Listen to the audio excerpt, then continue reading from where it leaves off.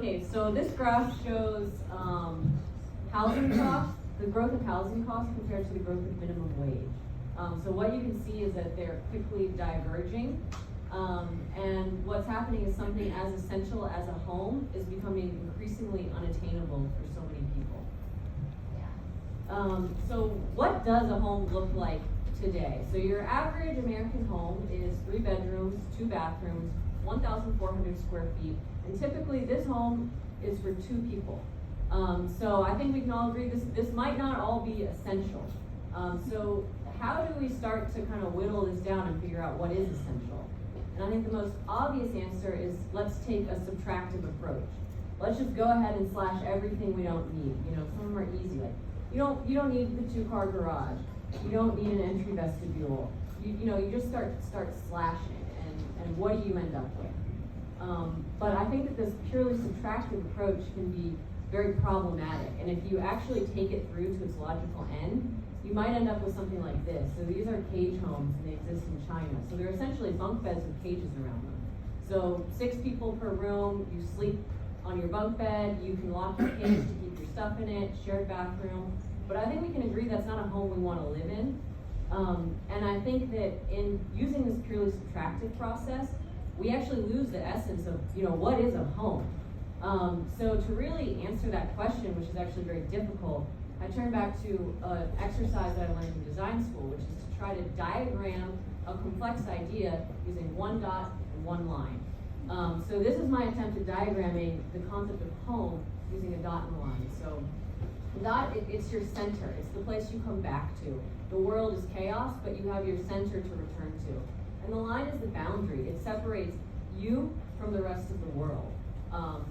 So the question is, what belongs in that boundary with you? What belongs in your home? What activities, what things, what people?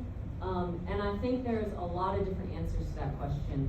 And so I turned to some books that I read early on, like in high school. So if you read The Great Gatsby, the answer is everything belongs in your house. You need space for 200 guests, a huge closet full of beautiful silk shirts, you need a library, you need a stable, you need a 10-car garage, everything belongs in your house. But I think that we find, especially for these characters, that having everything doesn't make you happy. And then this is another book I read, Siddhartha by Hermann Hesse, and I think one of the main takeaways is that wanting is the source of suffering. Desire leads to suffering, and you can want and want and want and add and add and add, but it's not gonna make you happier. It's actually, by constantly wanting things, it's actually gonna make you more unhappy.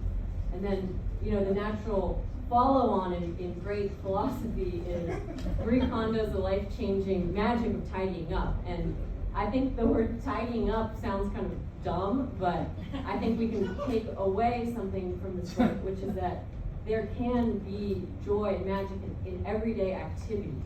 So you can think of the life-changing magic of getting ready for bed, of making breakfast, of watching your pets. The idea here is that we can take the things that we already do, and we can actually frame them in a way that we find meaning and joy from those things. So it's not about adding more, it's about finding meaning and joy in the things that we already have and do. So the question that Raphael and I, my partner and I, took on is, can we fit a happy life in this 180 square foot Airstream surrounded by, on a small lot in New Orleans surrounded by garden? Like, can you fit everything you need for a meaningful and happy life in that space?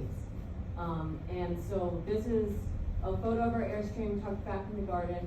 This is the plan, so you can see very simple bed, closet, small little kitchen with a table and a little bathroom in the back. And so what I'm going to show you are kind of not the architectural pictures, but what does everyday life look in here, and what was that home for us? So for us, home is where you wake up in the morning. So having our bed right near this huge window that looked into a garden and got direct eastern light was one of the best ways to wake up in the morning and start the day. Because the first thing I see when I roll over is the pool and the light and the sunrise. Cooking breakfast. It's not a big space, but it's enough. And when you're cooking in here, the whole Airstream is a kitchen. That's the activity that's happening. And it can be hard, but it also kind of brings that life and joy to the space. And even just for me, seeing the light come through the window was really a happy moment. Home is where your pets sleep, so being surrounded by your pets and just seeing how they inhabit the space. And you know, the middle picture is my dog, and that's a nook that I specifically made for her to sleep in. And I can't say like how happy it makes me just to turn my head and be able to see one of my pets using the space. Home is where you're surrounded by gardens. So this outdoor space that surrounded us was extremely essential to making this home work. And you know, watching your plants grow and having the opportunity to just spend time outside and really feel like connected to the outdoors was really important to us. And so I think the lesson is that you don't need a lot of space. It's really design and thought and intention. And I think design is really the alchemy that will transform aluminum and wood and 180 square feet into the frame for a meaningful life and joyful experiences.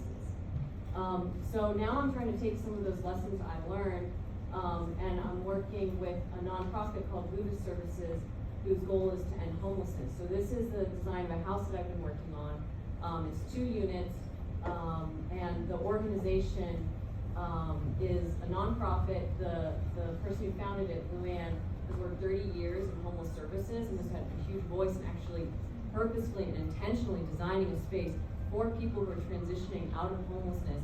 And you know, not a cage home like what we saw. Like this is a home where someone can live a happy life. So this is the project that I'm working on now. And yeah, thank you so much.